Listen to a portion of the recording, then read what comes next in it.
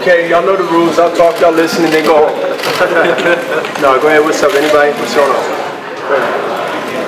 First of all, I'd like to thank everybody for coming. It goes to tell you, man, I mean, nobody here can fight for me in the ring physically, but it shows the respect that of course I've earned to be able to still bring a lot of top writers from Philadelphia and tri-state area to come out to cover history, basically. And this fight has a lot of politics and a lot of historic things wrapped up around it that I never had in any fight in a long time. And I spoke on two things, and one is, of course, Golden Boy in the Cold War, and then second, I was the last fighter that left that was on HBO that's still assigned to Golden Boy. Now I'm the first fight to reunite that relationship back to a flaming, in a good way, flame to be able to do what we do on November 8th is starting big fights that people want to see in every division, hopefully. On our end, there's no guarantee that maybe others, promotional companies, will start doing the same, as matching the best with the best, even if it's their own. And so I'm glad everybody showed respect from a guy that deserved the respect, me, to be here now, to be able to witness a little bit of training, and any answers anybody have. I'm willing to give my honest opinion about what the answer is, or question is, rather. So that's you. Yeah. Oscar said you're fighting without pressure because you've already accomplished so much and you're going to be in the Hall of Fame anyway. Do you agree with that? From what Oscar is saying, again, in case y'all didn't hear, Oscar made a statement that I'm fighting without pressure.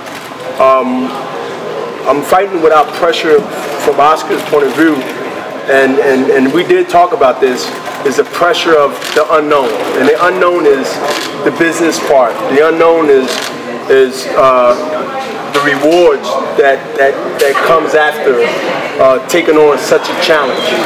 And so, to me, that's always been sort of, believe it or not, even in my height of careers, of the Trinidad fight 14 years ago, there was nowhere to go after I won that fight. And you expect, wait a minute, Bernard, that was one of the biggest upsets and the biggest fights. What do you mean? Yeah. But trust me, it didn't happen until I beat De La Hoya. But there's no pressure on that side of it, on the political side, on the politics side of it. But to me, I create pressure for myself for every fight, is to understand, to never to underestimate or take anyone lightly, whether it was Sergey or the last 2 or 3 opponents. So Oscar is right about that part of pressure. So I can concentrate on, even though I was successful dealing with a lot of things years and years and years and years, as most people in this crowd covered me for many years, and I overcame those things, and they became more of a force to help me. I don't have a lot of those things no more, and I still continue to win, because I used them when they was used, the time to use them, and now that became old, and those problems are not there, you have to reinvent yourself and work on things that you know that you can still be successful as you was back then. So I'm really mentally, physically ready for this challenge come November 8th. Is there any different, anything different that you need to do? Anything? Yeah, that you want to know anything different that you need to do that you've done in the past? Well, what I believe that the difference comes in the execution, because to think about what you have to do different before the job at hand is sort of keeping yourself up at night when you should be sleeping. See, one thing that I feel that you cannot, or you should not rather, worry about is things that you can't change. And so I don't, this is where my age really comes into play here. I respect, but I don't underestimate, but I also don't worry about things that I don't know about, because you don't know about it. And so I prepare to do what I know how to do best. And for 20 plus years, going on 3 decades, that root of code has never betrayed me. As they say, sometimes it's too old to teach you old dog new tricks. Certain things I do agree, and certain things I submit to being old at. That's one of them.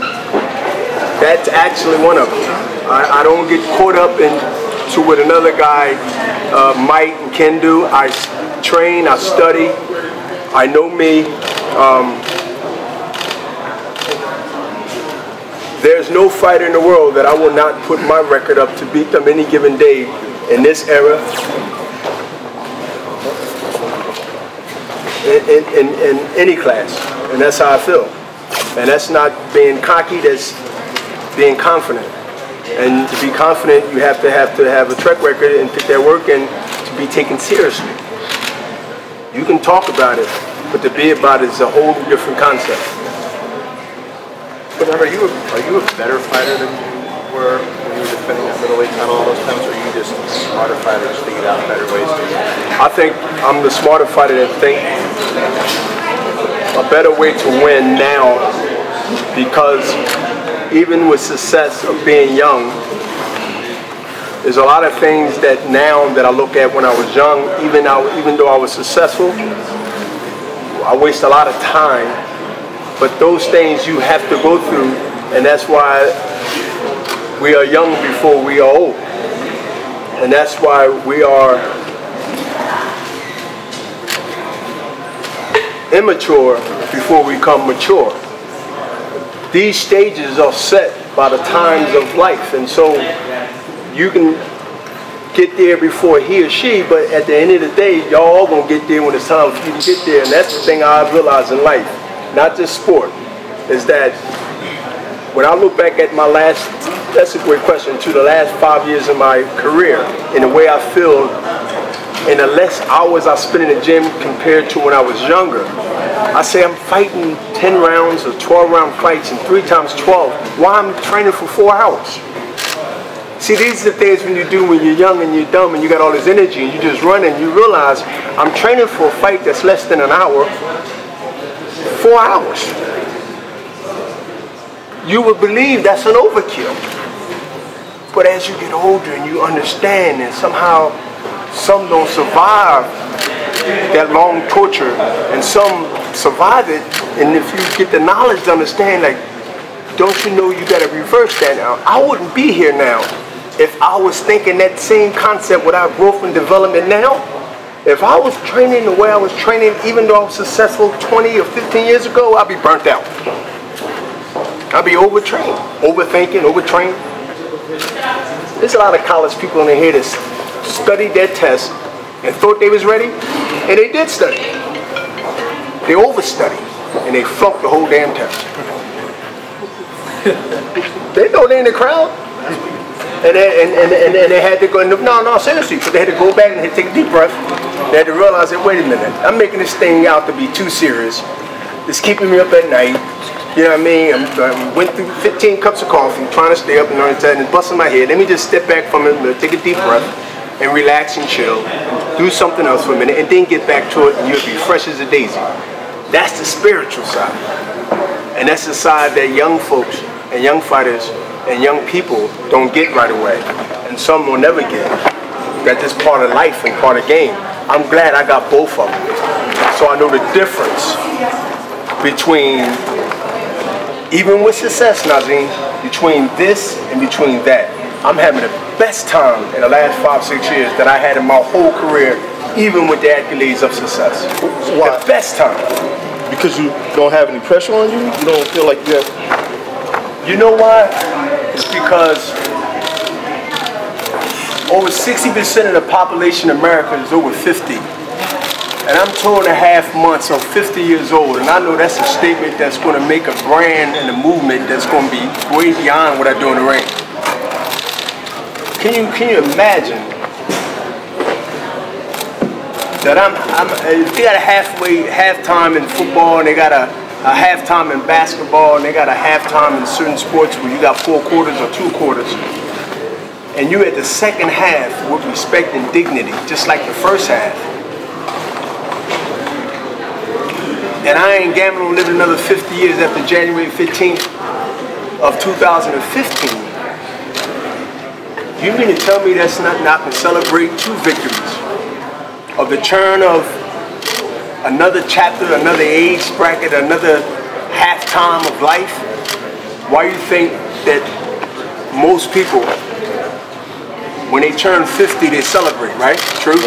Right. Why is 50, 50 is so significant to celebrate? You celebrate 50 like you can celebrate 20 like you celebrate 50, you can celebrate 30. Ooh. But why is 50? Because 50 is the halftime. See, because nobody expects to live another 50 years, right? So, you look at the numbers don't lie, they never do. They get churned back sometimes, daylight savings, and they get churned, they get put forward, right? But they never change, still goes forward. So when you look at me, look at that time. Look at that time saying, you know what? When you do the things that the alien or the execution or whatever you know me by, B-Hop, when you look at the lifestyle, you look at the discipline in that man, you would say preserved.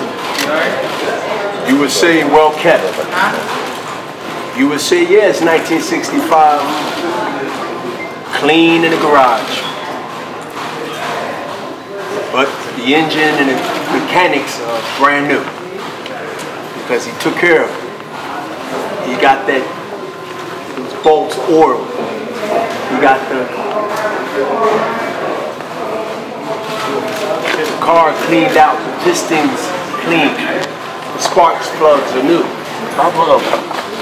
You're looking at the car in a year, but you ain't pop the engine to understand that when you look at the car and you open the inside, you start seeing the mechanics in there, you look and say, my God, that 2014 has been ran down to the ground, that haven't had a tune-up or oil change in 9 months, that haven't had the brakes changed, the wheels rotated. What car is over? The 65 or the 2014? Why y'all humans don't think that way? Why y'all humans don't think that way? But the alien do. See, because old to y'all is a number, but it's not the person. And that's your biggest mistake. Daddy rotate the tires. Well, you rotate them. You rotate the tires by taking them off and you rotate them to the next tire. Or you change them. What are your thoughts on your opponent this time around? You had so many opponents over this specific one, this specific fight. What are your thoughts on your He's the same thought that most people in this crowd know and wrote about. I read it. He's a dangerous puncher. He has over 90% knockout ratings. And anybody that fights this guy has an opportunity to not be the same. That's real. And we don't want to take nothing away from what this guy is now. Because when November 9th, which is Sunday, we don't want no one saying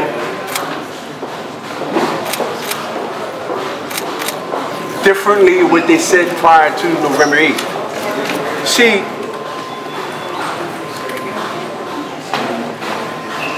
you can't have both sides, even though you might want both sides. This man is a threat to anybody. this won't be an easy fight. It might look easy to you.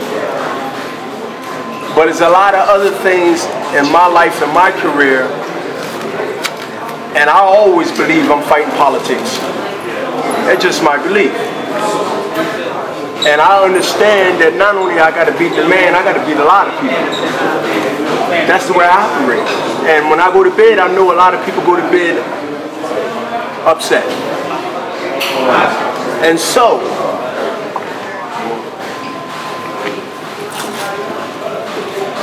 they're either going to watch me win or they're going to watch me lose. And that game, I don't mind playing. Because I understand me, and I know me. I don't believe in luck. I don't believe in this is your time, this ain't your time. I believe in whoever brings what they really believe, best of themselves, and understand that they're willing to sacrifice whatever they have to do to be victorious or win. That's plain and simple. That's plain and simple. And that's how I feel. Do you prefer if fans and writers root for you, or do you prefer if they root against you? It doesn't matter at all. It doesn't matter. It doesn't matter because I stopped letting people for many, many years of my life. And this is what wisdom becomes now of age. It doesn't really bother me one way or the other whether somebody root for me or they don't. Like, I'm not controlled by people's opinion about me.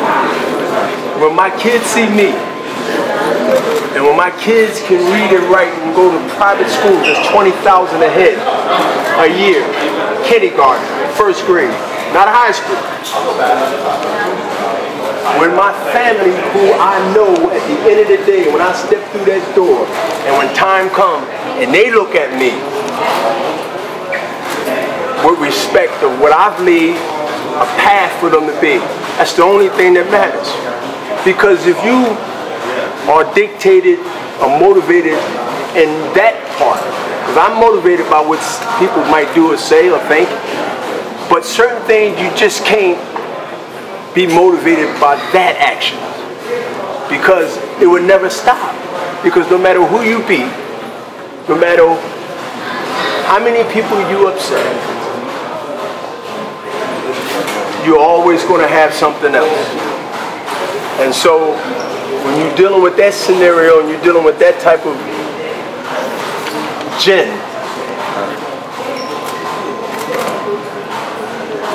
you're wasting your time.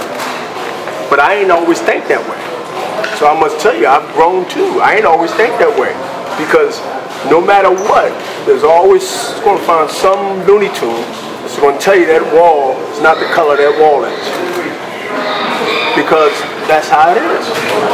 You don't agree, I don't agree, but that's how it is. So you do what you do, and the people that cares and the people that you care about, and you leave that legacy. And when it's all said and done, then you let time and what's going on in that time duplicate or beat that record. Because for me to be able to say to everybody in the world that no one expected me not only to become what I became, but they thought I'd be going 10, 15 years ago. And so I became their worst nightmare. And the more